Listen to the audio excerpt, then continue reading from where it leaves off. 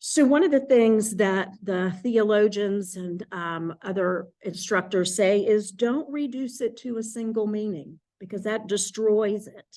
It destroys the ethical potential of it.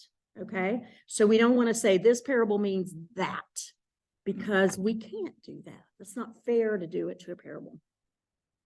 They're not all completely allegorical. A lot of people like to say they're allegories. Not necessarily. They can prompt us to see the world in a different way, to challenge us, and sometimes indict us. Amy Jill Levine. I don't know. Anybody here familiar with Amy Jill Levine? Yeah, so Jewish New Testament scholar. She is amazing. She's written some great books, one of which was on the parables.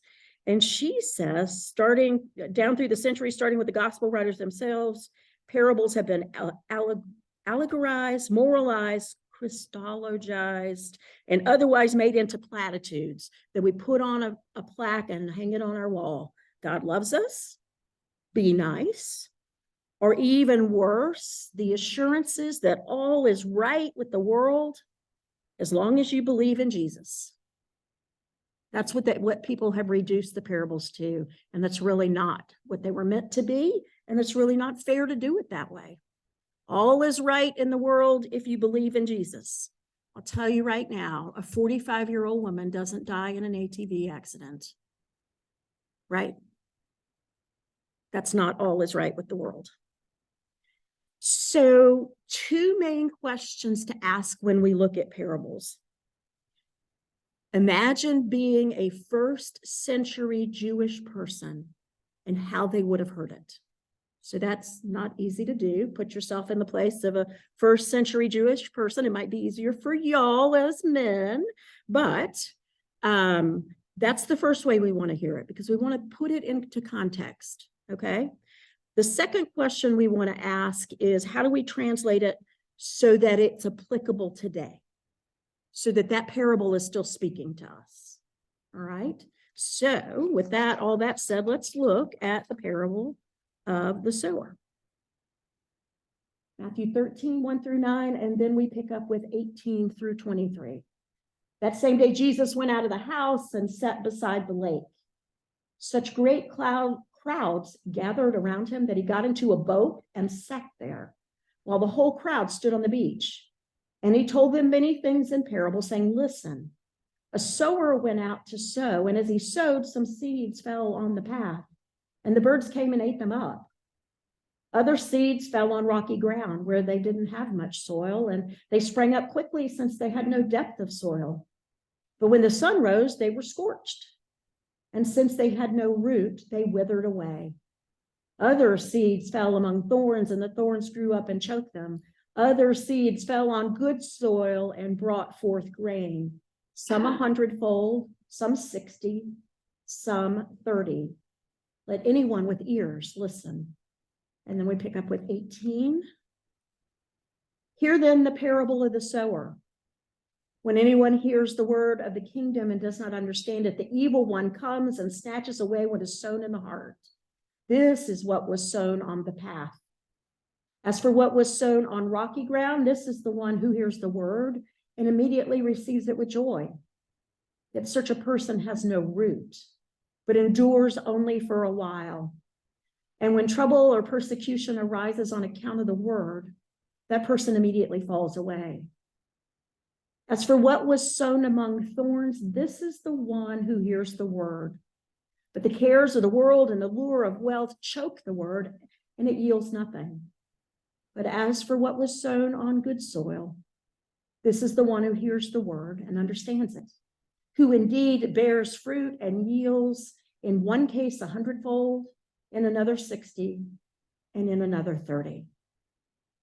Friends, that's the good news from the Gospel of Matthew. Thanks be to God.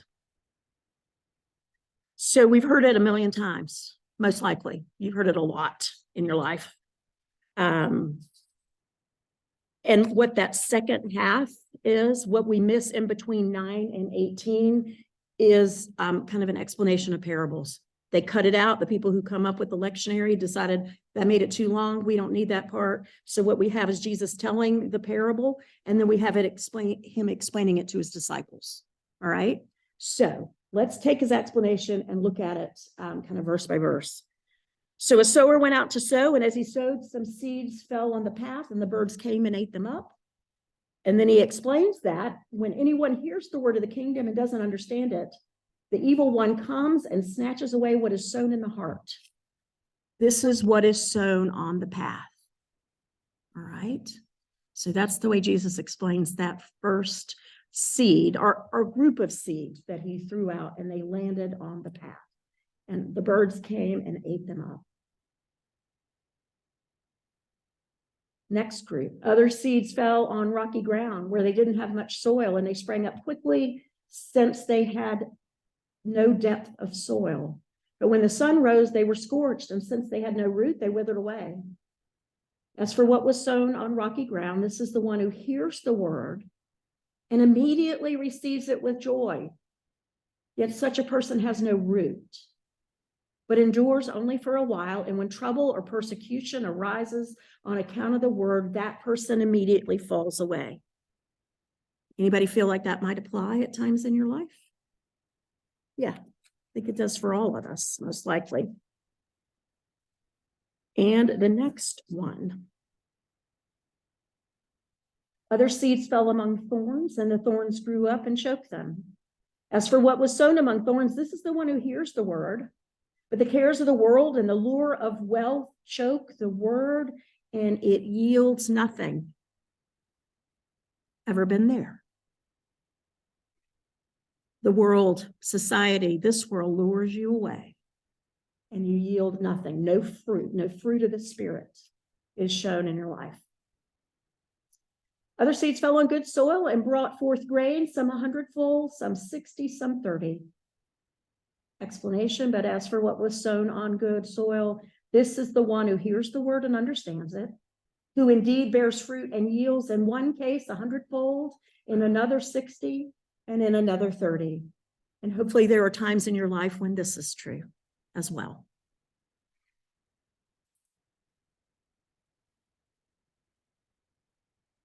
All right. So how do we hear this one through the first century ears? That was one of the two questions that they suggested that we ask ourselves. So at this point, the Jewish people had been waiting on a Messiah, right? And what they were expecting was an earthly king. They were expecting someone who was going to come and reestablish them as a world power, kill their enemies, whatever needed to happen. But that's not who they got, right? They got a Messiah who preached love and peace. He didn't preach, go out and kill your enemies and take over the world. In the second sentence of that pericope, we note that Jesus gets into the boat offshore and sits down. So you likely have heard this before, but to sit down was typical for a teacher at that time. The teacher would sit, the students would stand. We see that with Jesus sitting on the steps of the temple. We see it in other places, and it also calls to mind Matthew 8:18, where Jesus got in the boat, calls his disciples to follow him then into the storm-tossed boat as they go to the other side. The last thing I want us to think about as we consider it through first century Jewish ears, think about Genesis 26:12. This is where Isaac sowed seed in the land, and in the same year, he reaped 100-fold. So that would have been a familiar story for them. All right. So if they'd been following Jesus, they would have known about him getting in the boat. If they had, and of course they were all of them Jews to begin with, so they would have heard Genesis, or they would have heard the story of Isaac told to them. So we have all that as our framework. What do you think those first century people took from this parable of the sower? What do you think they took from that? So the disciples get the explanation, right? The rest of the people don't. What do you think they took from that? You're putting on your first century Jewish hat, by the way. What do you think?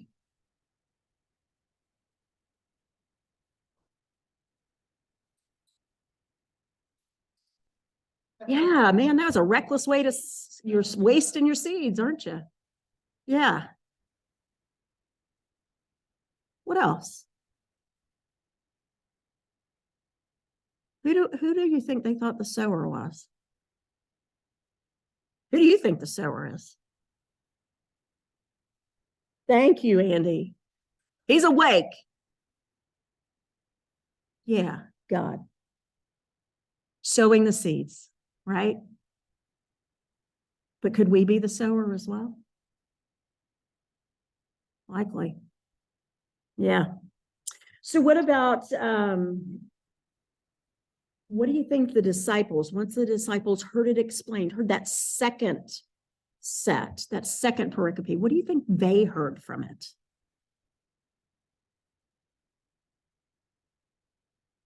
This is asking a lot, I know, and it's early. I don't know why y'all meet so early, honestly.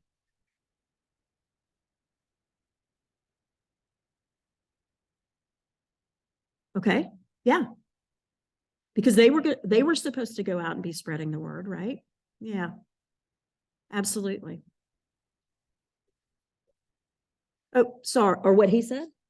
Yeah, he said they probably thought that he was talking about some of them because they would be sowers of the word.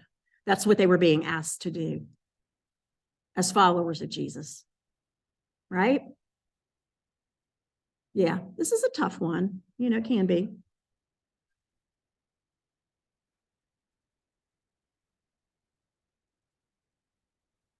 Uh-huh. Okay. Okay. Yeah. So that he's saying the word for them would have been different than what we think of. We've got a New Testament and an Old Testament. We've got a Bible to refer back to all the time, and they didn't necessarily have that, right? So they were being told verbally stories. Is that what you mean? Yeah. Okay. Andy.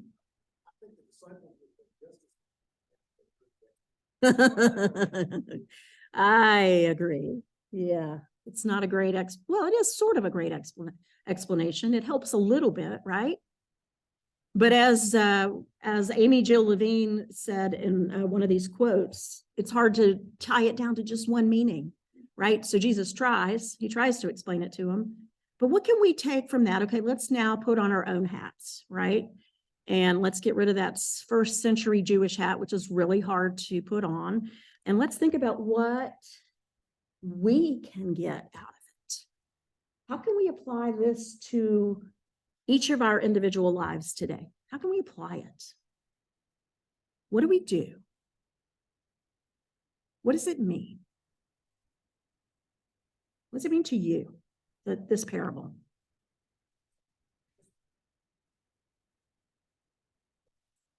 Okay.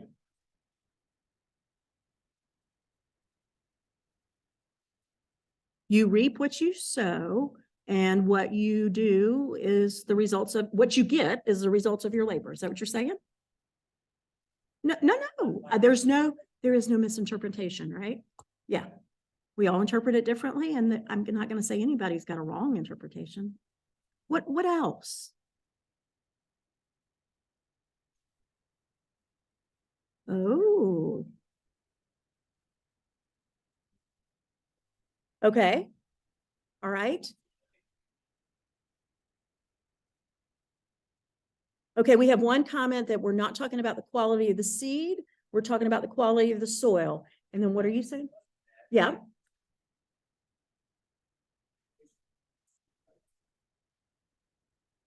Okay. And then the question is, does that mean we should be more intentional with the seed? Where we throw out the seeds?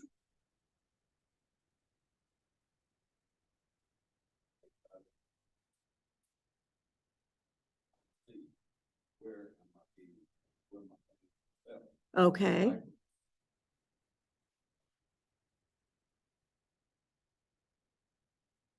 Okay.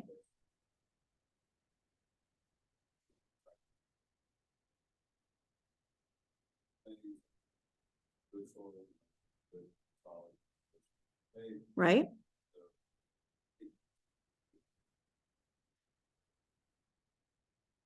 Mm-hmm. Okay.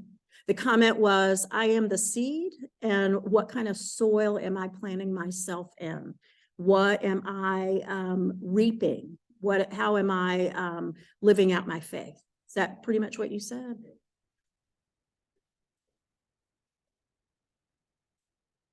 What potential am I giving myself by the environment and yeah, the mindset that I live in?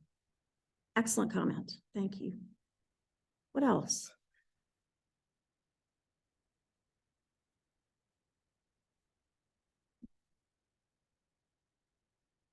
Am I being open to God?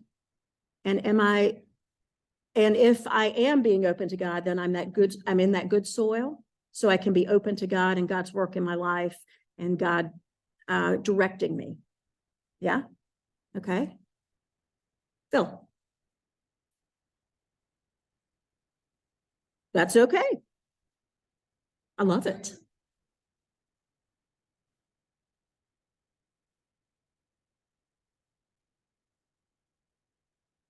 Okay.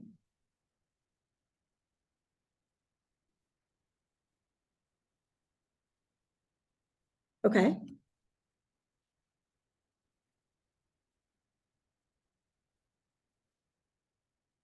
Okay.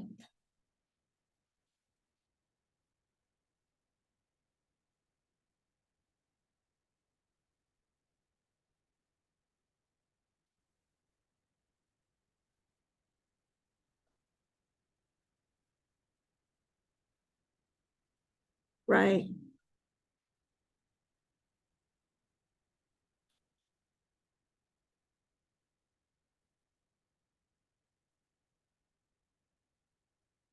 Okay. So he talked about paying it forward and gave an example of that. So you're in the checkout line and you pay for the people behind you their groceries, right? And then that person may or may not, hopefully does, pay it forward to someone else. And then that continues to spread further and further in the world. Yeah, a ripple effect. Thank you. Andy. Okay.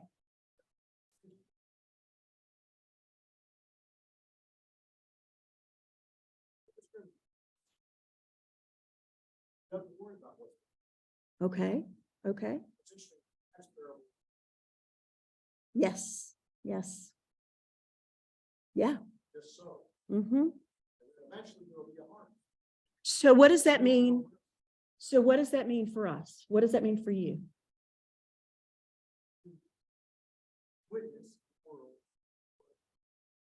Okay. Okay. Okay. Okay. So Andy says it's not, he sees it more as about the sower who indiscriminately throws out seeds everywhere, right? Doesn't necessarily do it in the good soil or in the thorns, for instance. I mean, not particularly picking those places, but just throwing it out there. So how that applies to our life is that you would witness to anyone and everyone, not picking those particular people out to witness to. Is that what you're saying? Like investing in an index fund. Okay. For those of you financially minded folks.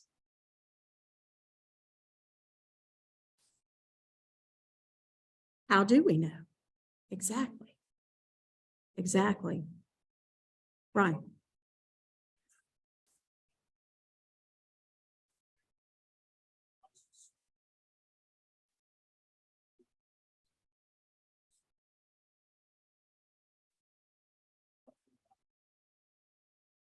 Revivals back in high school or something. You can we can make the big fiery splash for children, others around us, and that's going to be soil. That effective, long-lasting discipleship we create.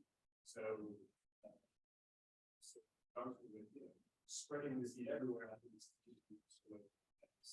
first, so they can feel something. Okay.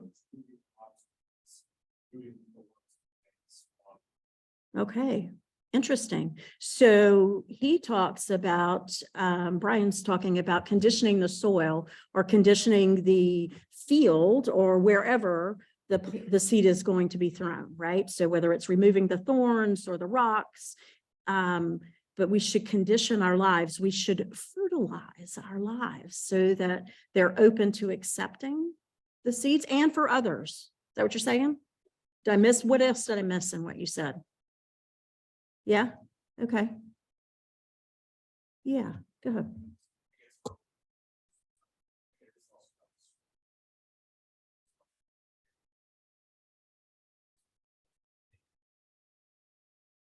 Okay.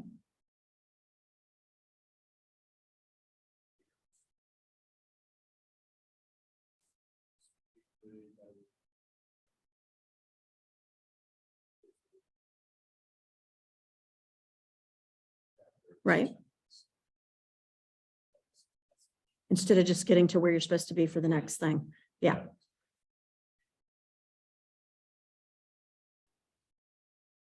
Right.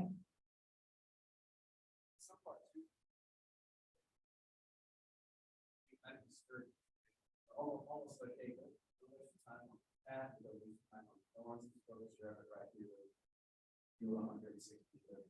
right. So the comment was, I want to make sure I get yours.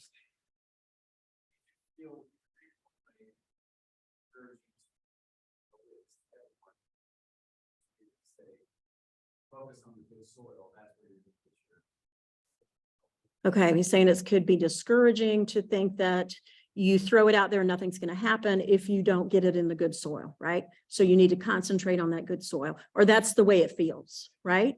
Okay. And then Todd, what did I miss about what you said? Tell me what you said again. Similar. Paying attention. Okay.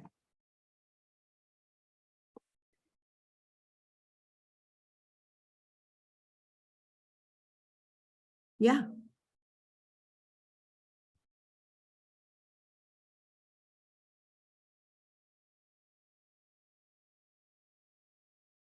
Right.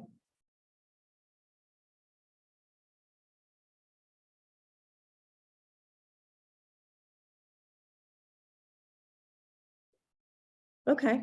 So for me, and I mean, you don't have to believe it this way or think about it this way, but I think about those different parts where those seeds are being sown as maybe different parts in your life or different points in your life. The rocky part being where maybe there's a really rocky time going on in your life, right? And if you think about, which I do, the sower being God or Jesus or God, throwing the seed out, even to me when I'm going through a rocky time, right?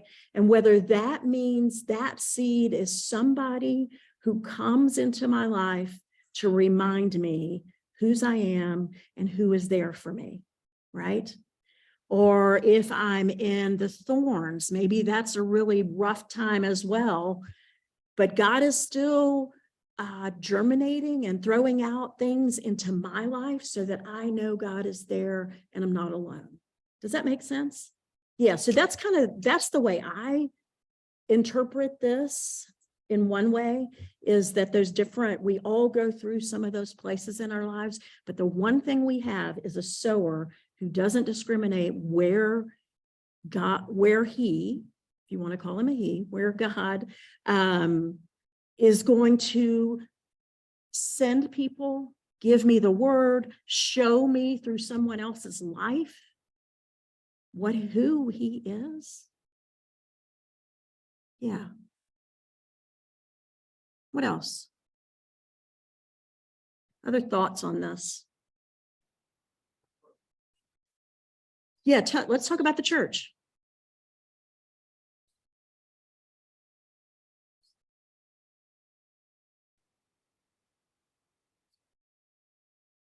Uh-huh. To help their roots grow deep.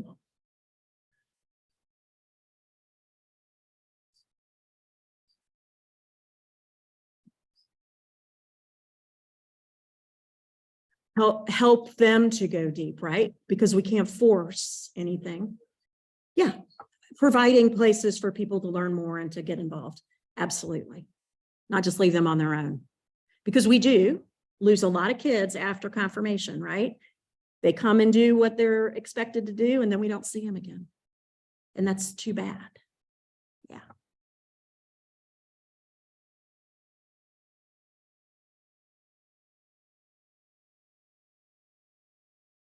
Does it actually say that? Well, let's look back at it.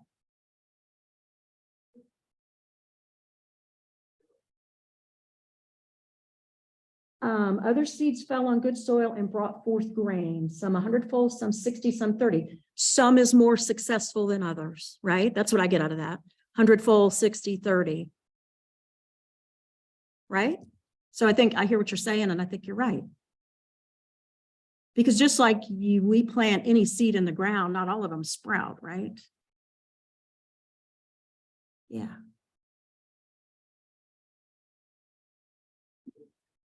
Yeah, there you go. Speaking of baseball.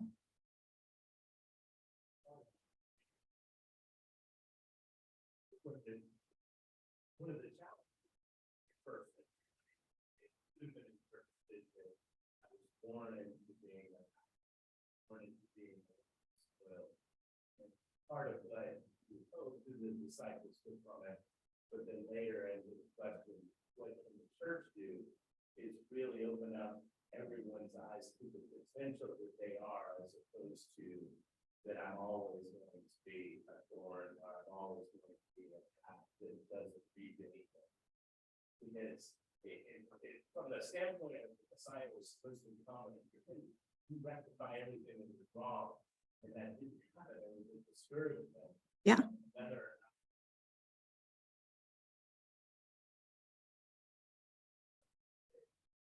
All of it.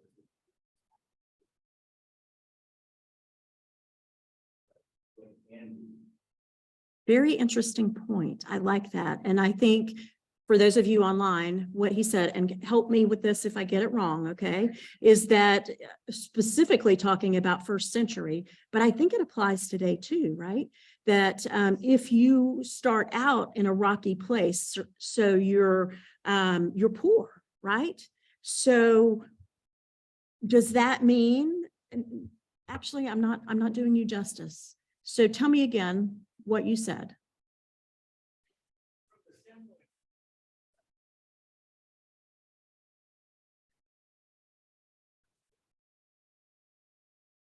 Right?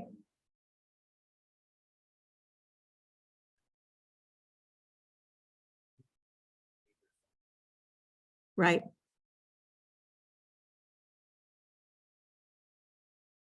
Okay. Right. So what he's saying is that the caste system in the first century, you were born into a rocky or a thorny or a good soil, and that's who you were, and that's who you remained, basically. Okay. And I don't know.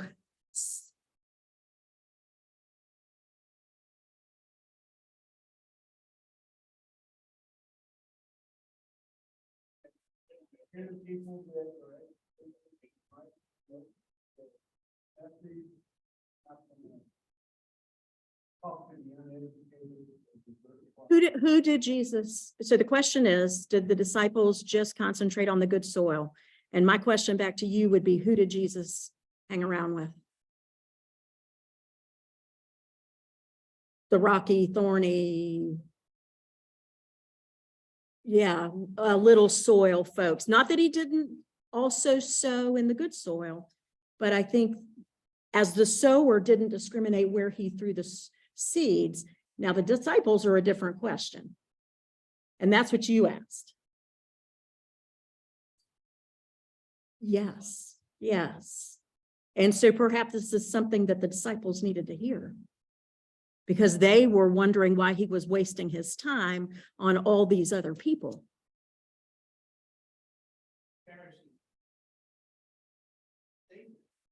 Yeah, absolutely.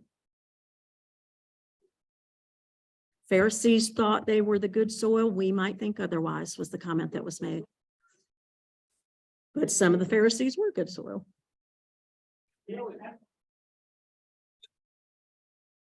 It's hard, you know.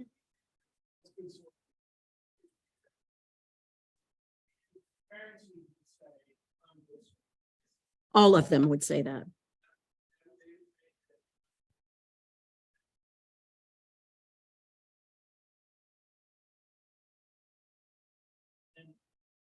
But the thing that Jesus would be having kind of a big laugh. He'd say, "Oh, you're not." What was the word, Brian? Judgy, judgy, judgy. Is that what your child said in that play? At the end of, yeah, Pharisee. Judgy, judgy, judgy.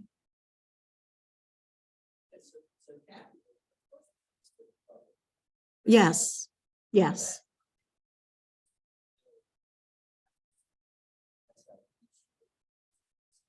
Okay.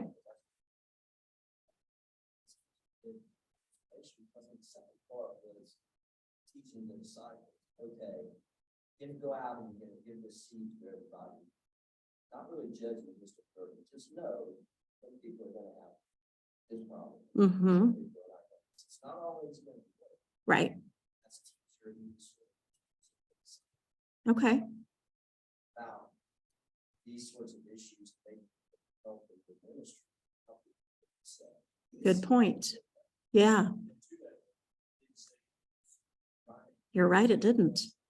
So the comments made were that that first set of scriptures where he tells the parable, he's talking to the crowds, right? And then he comes back with only the disciples and explains it. And basically what he's saying is that in your ministry, in the time that you're out there, you're going to run across all kinds of people. And you shouldn't just concentrate on one kind. And here perhaps is what you need to do if you come across somebody in a rocky, or that we would consider rocky or thorny. Is that what you're saying? Sort of. What else? How often does he explain them? Twice. Yeah.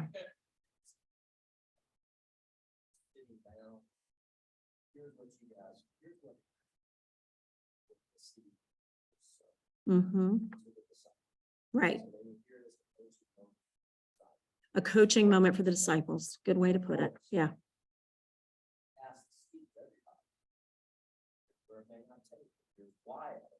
Mm-hmm. Cast the seed to everybody.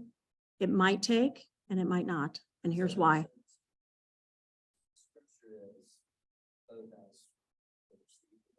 Uh-huh. Right. Okay. Us as the seed, maybe our roots are not deep enough. The seed is the word. Okay. Yeah.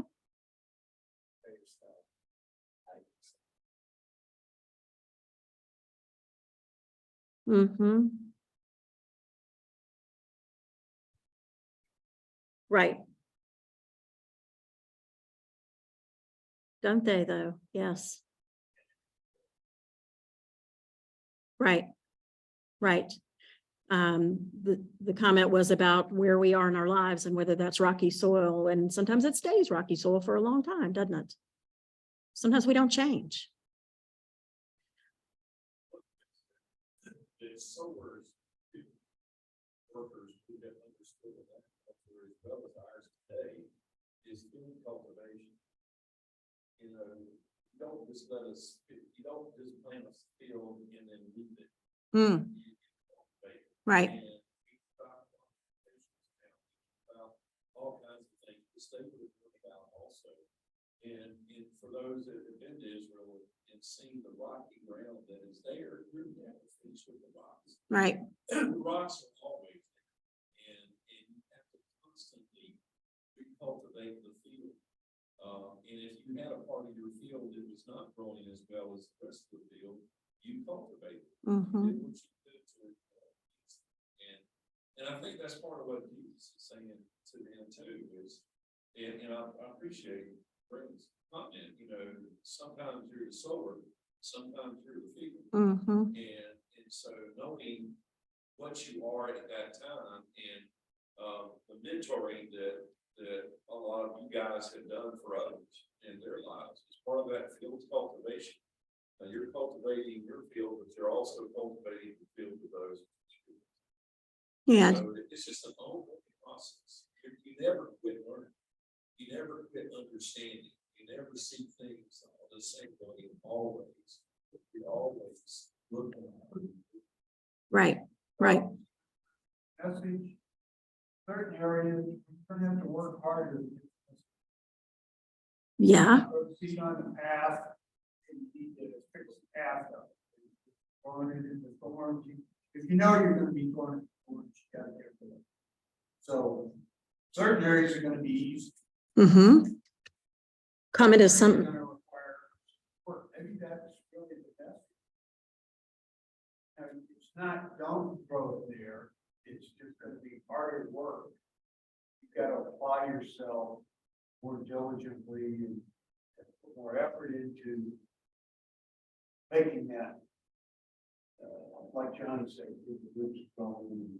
right, right. And I think what it was you, John, that talked about cultivating by providing places for people to get involved and to learn more, right? Kind of to David's point of cultivating the field and then recultivating it.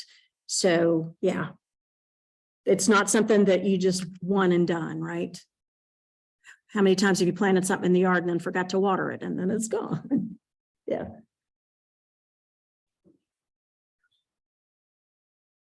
Uh-huh.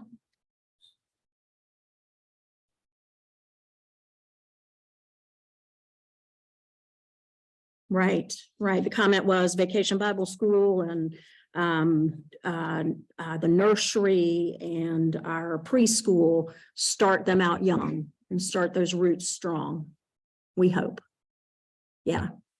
So, and I want to make sure that we think about the seed, not just as words, but as actions as well, right?